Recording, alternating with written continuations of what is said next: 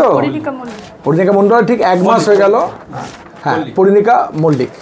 তো ঠিক 1 মাস হয়ে গেল অপারেশন করেছি টনসিল অ্যাডিনয়েড, ঠিক আছে? সেই দিদি আমরা বাড়ি পাঠিয়ে দিয়েছিলাম। আচ্ছা, আপনার আগে বাচ্চার আগে কি ছিল আর অ্যাডিনয়েড টনসিল অপারেশনের পরে কি বুঝলেন? সেম দিদি বাড়ি পাঠিয়ে দিয়েছিলাম আমরা। হ্যাঁ, আগে ওর খুবই সমস্যা ছিল।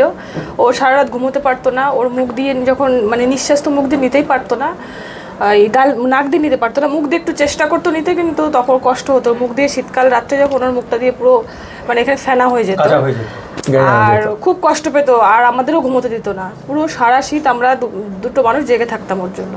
কিন্তু আপনার এখানে 1 মাস হলো, এবার কি চেঞ্জ হয়ে গেল বুঝতে পারছেন? চেঞ্জ হয়ে গেছে বলতে এখন আমার মেয়ে সারা রাত খুব ভালো ঘুমোচ্ছে। রাতের মধ্যে বুঝতে পারছি না যে আমার পাশে কেউ কোনো একটা বাচ্চা শুয়ে আছে। তখন উল্টোটা মানে তার ছটফট উল্টো বান আর খুবই ভালো আছে এখান থেকে অপারেশন করা। মানে বুঝতে পারছেন এই তফাৎ হয়ে যায়, জীবনগুলো তফাৎ হয়ে যায়। আপনি আগে তো আমাদের এখানে আসার আগে নিশ্চয়ই কোথাও না কোথাও দেখাতেন, কি বলতো সবাই? সবাই অ্যালার্জি, নাক বন্ধ। হ্যাঁ, ওই অনেক জায়গা থেকে বলেছে অপারেশন করাই যাবে না, ওর বডির ওয়েট কম, তারপর মানে সেরকম হিমোগ্লোবিন কম, অনেক কিছু বলেছে। সেজন্য আমরা সেখান থেকে করাইনি। তারপর এখানে এসে আপনি তো সেম ডেতে করে তো সেম ডেতেই বাড়ি চলে গেলেন এবং বাচ্চাদের মুখ বন্ধ, আগে পুরো হাঁ করে থাকতো সবসময়, মুখ বন্ধ। জীবনটাই বদলে গেছে, বুঝে গেছেন? আমি বলি তো জীবন বদলে দেবার অপারেশন এটা। আর সবসময় ঘুমোলের মুখ সাইড থেকে লালা বেরোতো, এখানে ঘা হয়ে গেছিল 2 সাইডে শীতকালে। কি সুন্দর মুখটাও হয়ে গেল। হ্যাঁ, এখন ঠিক আছে। তার মানে জীবন বদলে গেছে, পুরো জীবনটাই বদলে গেল। হ্যাঁ, ওর পুরো লাইফটা চেঞ্জ হয়ে গেছে। Thank you so much.